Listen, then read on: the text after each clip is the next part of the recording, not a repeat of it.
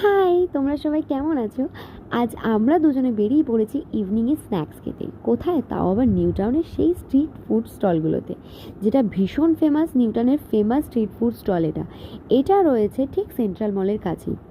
এপার ওপার দুপারেই রয়েছে প্রচুর স্টল। তো যাই হোক, আমরা চলে এসেছি কাবাব মে হাড্ডিতে। কাবাব মে হাড্ডি, আর এই কাবাব মে হাড্ডি ছিল স্টল নাম্বার। অ্যাকচুয়ালি প্রত্যেকটা স্টলে এক একটা নাম রয়েছে। এই স্টলটা প্রচুর ভিড় দেখলাম, তাই ভাবলাম এখানেই খুব ভালো খাবার আছে। তাই এখানে আমরা অর্ডার দিয়ে দিয়েছিলাম রসোই কাবাব।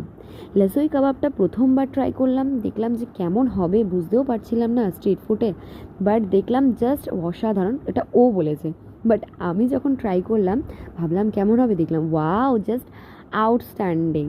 তো যাই হোক, এটা ট্রাই করার পর আমরা এদিক ওদিক ঘুরলাম।